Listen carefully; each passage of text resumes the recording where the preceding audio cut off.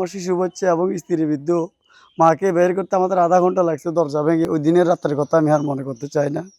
ওদিন আমি একেবারে পাগলের মতো হয়ে গেছি পরিবারের জন্য। আমার ১ মাসের একটা ছোট বাচ্চা ছিল, ওইটার জন্য। আমরা ৫ ভাই মিলে গেছিলাম নদীর বাঁধ বাঁধার জন্য। ওই বাঁধ রক্ষা করতে গিয়ে আমাদের বাড়ি ঘর সব একটা জিনিসপত্র উদ্ধার করতে পারেন নাই। আমার ২ টা ঘর একেবারে তলায় গেছে দেখেন।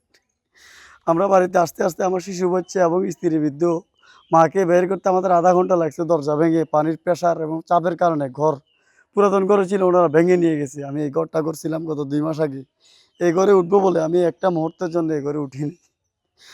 এই যে দেখেন, আমি ধার দেনা করে বিভিন্ন ঋণ নিয়ে আত্মীয়স্বজন থেকে এই ঘরটা করছিলাম। এই ঘরে একটা মুহূর্তের জন্য আমি উঠতে পারিনি।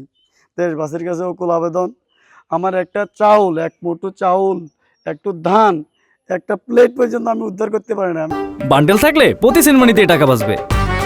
বিকাশ সেনমানি বান্ডেল কিনে জিতুন প্রতি লেনদেনে। আমি এখন কোথায় যাব, কোথায় আশ্রয় নেব?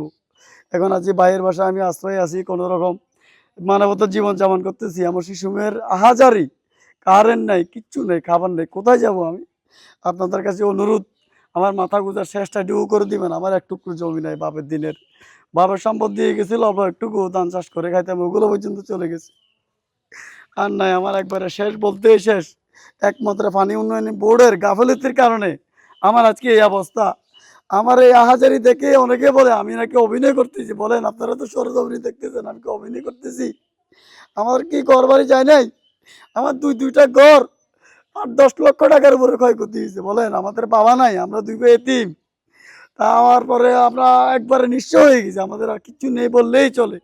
আমার বৃদ্ধ মা ঘরে, স্ত্রী আছে, কোথায় তাদেরকে কোথায় নিয়ে দেখবো? শেষ মাথা গোঁজার ঠাঁই কোথায় হবে?